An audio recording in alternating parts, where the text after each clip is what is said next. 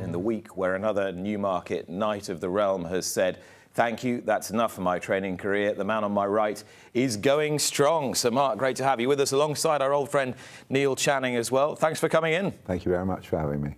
And there seems to be no sign that you wish to do anything else but train racehorses, for which we're eternally grateful. Well, yes, I'd like to keep going as long as I can. Poor William Butler has been with me. He said it's 25 years, but I'm sure he's exaggerating. But I'd like to keep going as long as I can. And I saw Sir Michael just the day he announced his retirement, very briefly, and I said to him, "You've left me feeling very exposed now." So we shall miss him. All of us will miss him. What are your fondest memories of Sir Michael Stoute as a near colleague? Well, very near colleague. I think what distinguished him was his extreme focus on when he got a good horse, when he got one, he absolutely focused on it. And he was a marvellous mentor of his jockeys.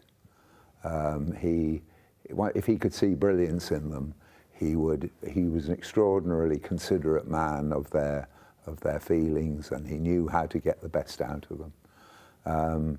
He knew the game from A to Z, and he started training about 2-3 years after me, and I can remember the string of only maybe 6 horses coming out from behind Heath House. He was training down at Sackville Street, and they looked like a string immediately. All those horses, they all look the same. Or most good trainers, I think, stamp their horses there. Even if there's a big one and a fat one, they've got their mark on them, and he immediately had his mark on them. So it came as a surprise to nobody in Newmarket that he did so well. The thing I thought was interesting when I was looking at the sort of statistical analysis of his career this week was not necessarily that he was jointly the most successful champion trainer, so joint with Sir Henry Cecil with 10 championships, but he had the longest spread between the first championship, I think 81 Shergar's year, and 2009 or something like that. So yes, I hadn't noticed that that was the case. Well, I hadn't either. But you know, they were intense rivals. They were intense rivals, and I think Neil was saying that you were a Cecil man, really. I was I mean, I don't. Everybody was one or the other. I love Sir Michael as well, but yeah. But I think people followed one or the other, and they lit it up, didn't they? And it was a golden period for trainers. Yeah. Was it Luca Cumani this week saying, "I was blessed and cursed to be in the in the Henry Michael era"? Yeah. Because he was the sort of other one of the three at the time. Wasn't a lot of very good ones started up. When I started in Newmarket, I was just a bit ahead of them, and there were 35 trainers and 750 horses. And there were, when I first came to Newmarket, there were 4 Wars training and 4 Jarvises, and they were all related as well. So 8 of them out of the 35 were all in. And by and large, they all hated one another. They'd gone to tea with their mothers, and they'd bowled bumpers at each other in the cricket nets, and they'd stolen each other's girlfriends and lads and owners, and they all hated one another. And when I came, of course, they could unite in hating me. But fortunately, along came Henry and Michael and Luca Cumani, and they couldn't hate everybody, so it spread it out a bit, and it made my life easier. So for all their massive competitiveness, did they actually make Newmarket a better place? Whom, the old-timers or Henry? The new kids on the block? Yeah, I think they did. I think it changed everything. Things were changing very fast. Then more money came in. Newmarket was less impoverished. Sheikh Mohammed and that sort of money came in. And the gallops improved, and in those days when you went round the back streets in Newmarket, you know, lots had outside loos, which now they're carports and so on. So the economy improved tremendously at the same time. So things got much better. There was the terrible stable lad strike in the early 70s. After which the owners realised they'd have to pay a proper rate. So suddenly things got better, and we've been very lucky that the modern generation, you know, have stood on the shoulders of Henry Cecil and Michael Stoute. Neil's nodding approval. I was laughing about the terrible strike that meant the owners had to pay a fair wage. Well, it was so important to me because they were charging nothing. Yeah. When I started training, I charged 11 guineas. 11 guineas. And my head lad was paid 11 guineas. And what's fascinating is that the charge for a training fee has almost kept exactly in line with what we pay our top staff. Yeah. And that strike, the terrible thing was it took that to make the owners and everybody realise that the days were gone when you could have horses trained for them. So it was a very good thing in reflection, but at the time it was a horrible atmosphere. Definitely sounds like a good thing. It was a horrible atmosphere, and Johnny Winter and people who Johnny Winter was sort of leading the trainers, and you know, nicer man never born, and it finished him really, the hatred and that it engendered. So it's a difficult time to remember really, and of course it was in the middle of 3-day week and electricity on alternate days, and it was a very different time to live in, and so it's got so much better.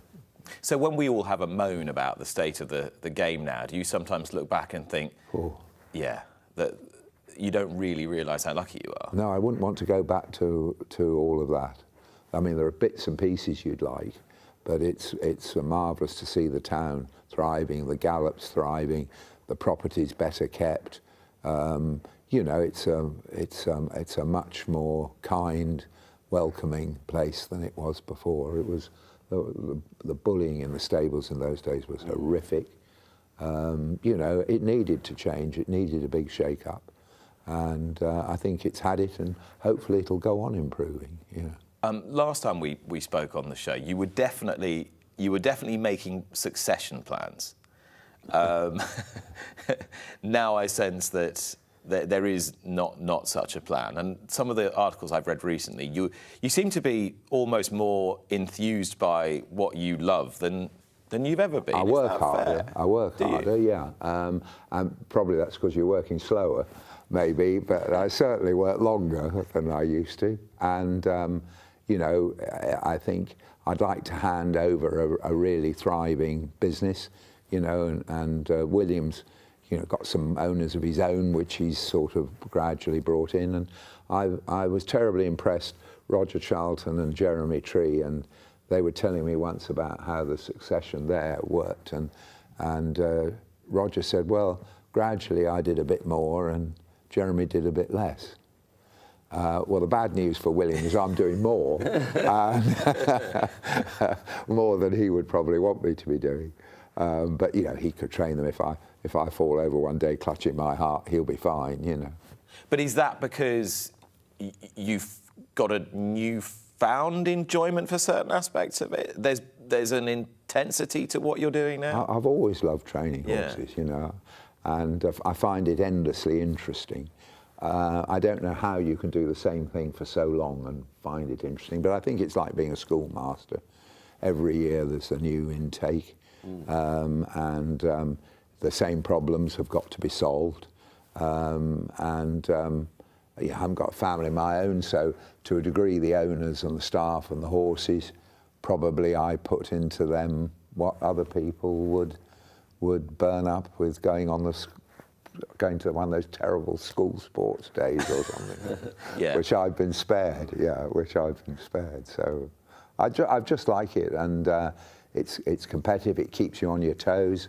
I think I'm very lucky to be doing it. And when you were here last time, Alpinista was probably not a twinkle in Frankel's eye, I shouldn't have thought. No, but I expect Miss Rousing had an idea, probably. But none of us had, no, yeah. How she changed your life? I think she improved my street cred a good bit, because everything went well. And there was no skirmishes about jockeys, there was no trouble about this. She kept improving, and so everybody was always pleased with the result. And so as far as you can have no pressure with a good horse, I think I was spared that by, and you were able to concentrate on training her. and she always just exceeded expectations. So there was no criticism, and I think it was wonderful to see Morris, who's a tough workaday jockey. He won 6 consecutive Group 1s on her, and he never made the semblance of a mistake. Fascinating, isn't it? Would that have happened if you'd had one of the big names? I don't know, but he never made a semblance of a mistake. And I think my memory of Alpinista is 2 things, really, is coming back in the car, the taxi afterwards, and Miss Rousing leant over to me and said, "Do you know, I always thought she'd win." I said, well, that's like my mother, who always thought I'd pass my exam. Nobody else did, you know. It's that wonderful confidence. And the other was Luke, and I said to Luke, how did that feel, you know? And he said, well, I watched 14 Arc de Triomphes 2 days ago, and I watched 14 yesterday. Wow. And it occurred to me, turning for home, that I was going better than any of the 28. So my 2 memories, funny enough, are nothing to do with me. But I think those are the 2 memories. Maybe getting kissed by poor Jean-Claude Rouget. He's a very, very interesting character, Luke Morris. He has a sort of self-contained way about him that very few jockeys have. Can you remember thinking, yeah, he'll do for me? Yes, he rode a bad horse, a lightweight horse, up at Hamilton, and it needed driving. So I said to Mr. Bell, I've seen this fellow ride a bit on television. He was with Michael Bell. Would he do? He said, yeah. And I think he was doing about 7.6 or 7.7 in those days and claiming. And he pushed this thing all the way around Hamilton. I can't remember whether it won, but he never came up for breath. And in those days, I used to go to all those faraway meetings. They weren't on telly. And he got off and discussed it in great depth, as if we were sitting down in a restaurant. He wouldn't have blown a candle out. And he'd never faltered for one stride. So sadly, you know, the opportunity arose when Seb got injured, and so by that time he was riding second jockey. And his style is not appreciated, of course. I've never been able to tidy him up, and I don't suppose I ever will, but his record for us is superb. Duffield, of course, wasn't a great stylist. And I think probably all 3 of my jockeys, Seb will kill me, but I've only had 3 jockeys in 54 years, but none of them were stylists. I think that enabled me to have a better stable jockey than I would have had. They'd have been snapped up earlier, probably, if they'd been poetry in motion, you know. But they were tough, honest, thoroughly capable. And Luke is a form book man. The others, I think, relied on me to go through the races, but Morris has always been through it. He's always been through it. Why do you think you've only had 3 stable jockeys? I've no idea. I can't think why. I mean, I always say to William, who's much more critical of jockeys than I am, that I've had 3 jockeys in 54 years, or whatever it is, and he'll have 54 in 3, because he's much more critical of jockeys than I am. I think, I don't know, I like them to carry out orders, and it's only a good jockey that can carry out orders, and as near as they can, given the circumstances, they do. And so if the horse gets beaten, we know that didn't work, and we know what to try. I know you're a very big admirer of sort of physical and mental courage. Is there toughness? Is there something in the fact that you had your riding career cut short, and know what it is to actually put yourself in that situation? Yeah, I think to a degree it helps if you've ridden, because I can remember getting a chance ride for Fred Winter and at Taunton. He said, whatever you do, don't get behind that horse of Rimel's, it keeps on falling. And I spent the whole race, I could not get away from it, you know. In my mind, I could hear him saying, what did I say? You know. So it's more difficult than people think. But they've been, the common denominator is they've been tough, fearless, get on with it, reliable, and don't talk.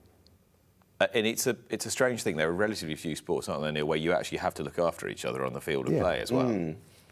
Yeah, it's not a team game, but as you say, the safety aspect means that people, yeah, you hear that, don't you? That people get a volley back in the weighing room for just being a bit out of line out there on the track. It's kind of an odd balance between the determination to get one over on the other and the safety aspect. I always remember the riding in my very brief and unsuccessful career at Newbury in a 3-year-old hurdle. I used to have a 3-year-old hurdle just after the October horses in training sale. So all these horses turn up, they just had 3 pops over hurdles and they'd all go, and there was a huge field, no divisions, and thick fog, and Brian Marshall was coming towards the end of his training career.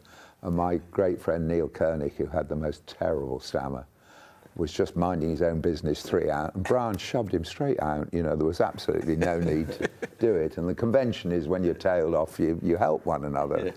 And Neil was no respecter of persons, and as soon as he got out of the ambulance, he flew round, and Brian was washing in Newbury, and he came round and he tapped him on the shoulder and he said, "What the did you do that for, champ?" And the champ turned around and he said, per practice, you stammering. So that's rather gone now, I think, the practice element. You know, it needs must win the devil tries. Absolutely. I'm fascinated with someone who's been training the length of time that you have. And Sir Michael, 53 years, and so it's what, 55, 56 for you. Yeah. That kind of hope for the next big thing, and of course it came along with Alpinista. When she's been through and gone and her career's finished, are you thinking, well, I'll never have another one like that, or are you thinking, I've got to find the next one? No, I'm thinking I'll never have another one like that, but it doesn't make a scrap of difference. I just go on training, and you know, when she left, I didn't feel terribly sad. You know, I was pleased she was in one piece and hopefully would do very well afterwards. But I didn't have all that terrible feeling of, what am I going to do tomorrow? I'm just going to do exactly the same. You know? But because, notwithstanding whether you've had good ones or not good ones, you've always managed to find a way in the system to be able to enjoy it, because there's always some satisfaction. That's right, and we've always stayed the same size. And amazingly, even when we've had perhaps less good horses, we've normally managed to strangle the system enough to get the same number of winners. So it looks all right, even though you know it's been a bit of a shambles. So I think trying to compete with yourself and just do the best you can with what you've got is endlessly stimulating and interesting. And can you still play the system? No, they're very unfairly now. They're taking all these little wrinkles out. Are they all gone now? Well, I suppose they have, really. But, you know, the days when you could have Spindrifter win 13 as a 2-year-old, or we had a horse, Masafi, he won 7 races in 17 days at 6 different racecourses. Yeah. At 6 different racecourses. I mean, you know, those days are gone, I'm afraid, but they were fun while they lasted. I think that's the way to phrase it. And people will look at it now and go, how can a horse do that? How can a horse run that many times in such a short space of time and it be okay and want to do it? Do you think we've got sort of too restricted a view of what a horse's capabilities are? I think it's just that the opportunities aren't there. And to try it out, I mean, when I was with Frank Cundall, he had Crudwell, and he won 50 races with him. That's insane. 50 races. And he was absolutely no good towards the end. But the governor managed to create an aura of invincibility. He only used to run him every Pancake Tuesday. And the last 50th winner was in an optional selling race at Taunton with 3 runners. But he won it, you know. And watching Mr. Cundall extract from the dying embers, you know, a staggering feat of training and horsemanship and knowing the system Given how young you started training, you'd managed to soak up an awful lot from a lot of seriously legendary figures in a very short space of time. Yeah, well, I was very lucky who I went to, which is pure luck. I started with Sid Koenig, who was Monty Roberts 40 years before and 7,000 miles away. So, I mean, what a wonderful start. And then Mr. Cundall frightened the life out of me for 2.5 years. And then I went to Mr. Waugh, who was from, Mr. Cundall really was placing. And then I went to Mr. Waugh, who really, I think, taught you more than anything how to conduct yourself. And he was an extraordinary man, and everybody was terrified of him. I became very, very fond of him, and I was able to repay him because he amazingly organised for me to have Heath House on an interest-free loan. The owners bought the yard for 10 years. I had to pay them back. Imagine that. And then afterwards, he went on quite a long time, but I was able to look after him, at the end. So I did pay him back. But yes, so how lucky were you to go to people like that?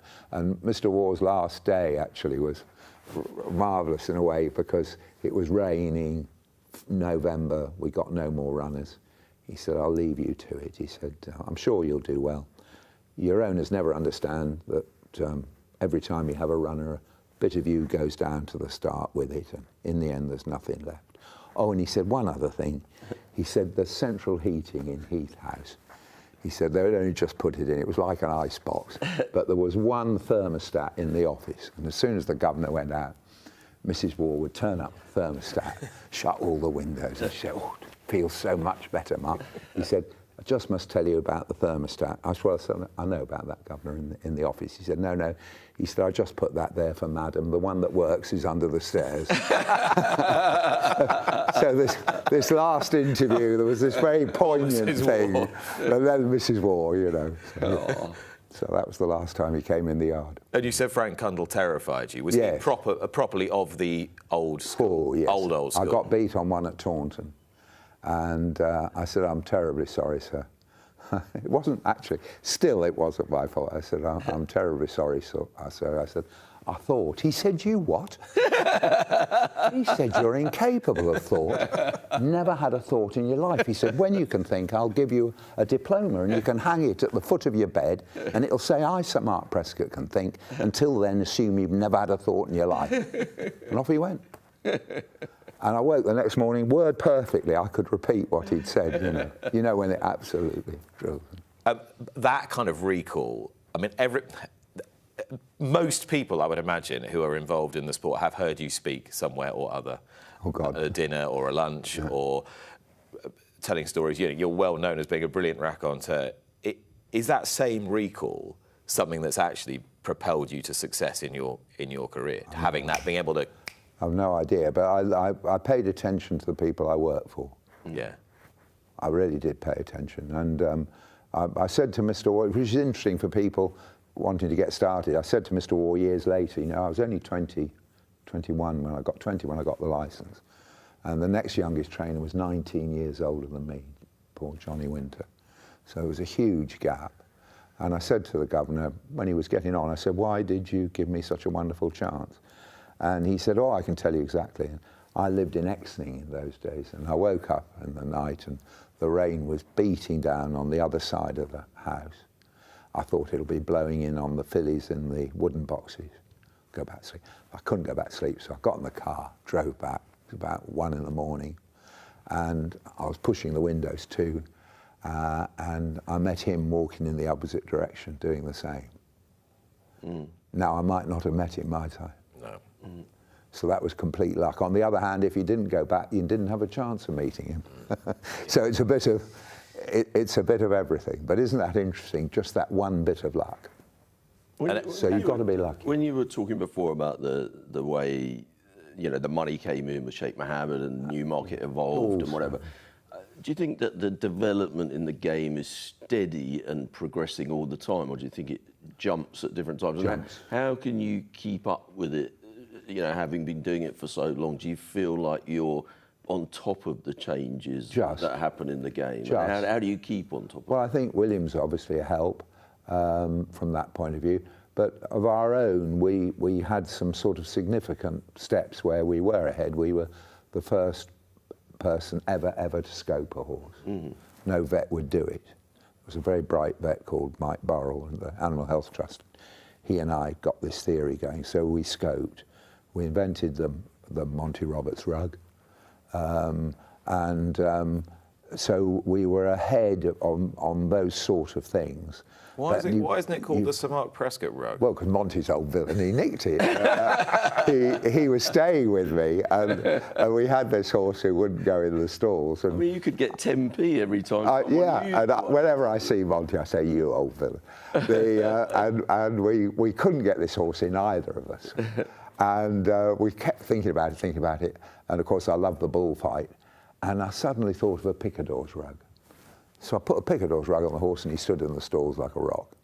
So I couldn't go to Warwick when we ran him. He was called Prince of Darkness. So Monty went, you see. And Jerry Scott was the starter, who was a thoroughly good man who I'd known when I was riding. I said to Jerry, got this horse, he's a bit stupid. Just chuck a rug on him, can I, Jerry? And, you know, when he goes in the stalls, will that be all right with you? Jerry, fine. And he imagined I was going to come with a little. But we got this, at this early stage, we got a New Zealand rug with bits of carpet stitched all over it. Yeah. We arrived with this enormous thing. Jerry had a seizure. I said to Monty, don't pay, just shove it in, you know. So the horse, he flew out, finished fourth, won next time. And Monty gave an expansive interview, the Monty Roberts rug. I mean, so whenever I see Monty, I say, "You old villain, Monty." And when he goes and gives his lectures and seminars and everything, he does give us credit. He does. He does. Whether it's force of me, I don't know, but he does give us credit. But it was a fascinating time, and you know, he can get horses to do things that no one could do. I shall never forget the horse in question. He had it at a Newbury stud, and we couldn't get him in the stalls. He'd just come straight over the top of you. And I went to see him at Monty's, and he took him into a barn. The horse followed him out of a stable, nothing on it. Followed him into a barn, chased it round the barn one way, chased it round the barn the other way. There was a set of stalls in the barn. He walked through, and the horse followed him. I just couldn't believe what I'd seen. So we got it back to Heath House, took it to some stalls where it hadn't been frightened, and it came right out over the top of me. So I rang up Monty, he was on his way to the airport. I said, "You haven't done this. This horse is just as bad." Give him his due, he said, "I'll be back next week." So he came back next week, and that's when we invented the rug. And what the horse was afraid of wasn't the front or the back of the stalls, which is 99.9%. But where the jockey's foot goes, when he could feel that, off he went. So, and the stalls Monty practiced on didn't have that, so.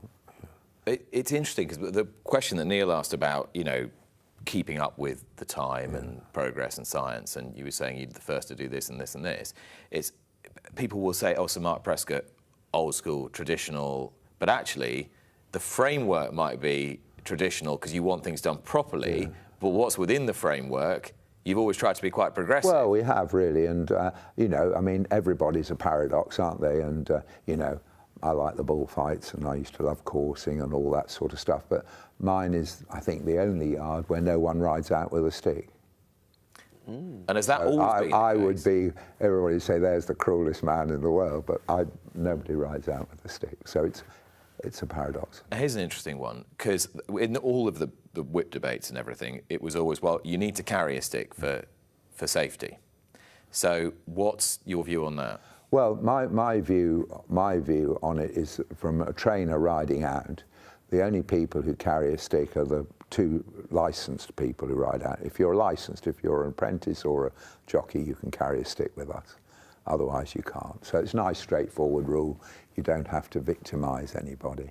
And if I want the lad to have a stick to keep him straight or whatever it is, then I give the lad one as he goes out. But it's not, if you have a nice, simple rule, nobody feels offended, and that's it. And 99% of the horses want to go out, have a nice, quiet day, just follow along. As long as your riders are quiet and competent and leave them alone, that's fine. And I've got plenty of people who can get hold of one if it needs to, you know. So I just think it's an unnecessary temptation. And it's just my view. Is it easy enough to find quiet, competent riders, or is it getting harder? Oh, it's getting harder because less people want to be up very early, and it's a degree of danger. You know, everybody forgets it's a dangerous game, riding out, and everybody's nerve lasts for a certain time. So it's not easy. But I'm lucky because I've got a smallish stable and I've been training a long time. We've got accommodation for nearly everybody, so it makes it much easier. But it's difficult for everybody, you know. But it's never been easy to get good staff. You know, Mr. Waugh said 57 years ago, whatever it was, that it was the staff that was driving him mad, and that was all that time ago. And there was a fascinating article somebody sent me the other day. I think Jennings, who was trained gladiator in France, and they went to see his yearlings in December, and they were all cantering with a lead horse in front, a lead horse behind, up a rail track, loose. These yearlings, all loose. And Jennings said, I find it hard to find boys of a sufficient calibre. Wow. That was 1908. Yeah. We thought that all these little people were available to ride out, and it's never been easy. That's a plus à change and all the rest of it. It's never been easy. Yeah. And get good people in any business is not easy. Well, one of the best, well, I don't know whether he was the best at the time, he probably wasn't. One of the most celebrated to come through Heath House, won the big race in Ireland yesterday. Yes, Mr. Haggis, another marvellous feat of training. And because I always remember the first time I realised how brilliant he was going to be was with Charmit. And Charmit was an inexperienced 2-year-old. He needed to run at York to get the experience before the Derby. He hadn't run at 3. Temptation to run him was tremendous. Everybody telling him he should run. And he got ringworm, and William didn't run him, and he won the Derby. So there you are, you know. And is that part of the secret of being a good trainer, to have the single-mindedness to shut out the surround sound? I think it's absolutely vital. And John Gosden, who always comes up with those marvellous quotes, didn't he? He came up with one the other day I thought was fantastic. He said, when you're pressing buttons on racehorses, the most important button to press often is pause. And, you know, it's such a clever remark, but it's often difficult to do nothing. Mm.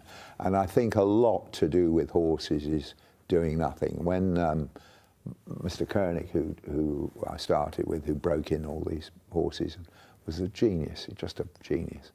And he used to say, 3 parts the art of riding is doing nothing, and nothing is often hard to do. It's a brilliant remark, isn't it? And when you've... Just brilliant. You know, those good people can do nothing. And training often is waiting. And in the words of Kipling, and not be tired by waiting. These horses are wrong for whatever reason. I know when a horse is right and when it's wrong, therefore I'm not going to run it, and I'm not going to be pressurised by owners, stable staff, percentages, jockeys. I know what I'm doing, and I'm going to wait. And I think, you know, that probably distinguishes the great trainers from the ones who are less fortunate, who get pushed. Watch live racing now on racingtv.com.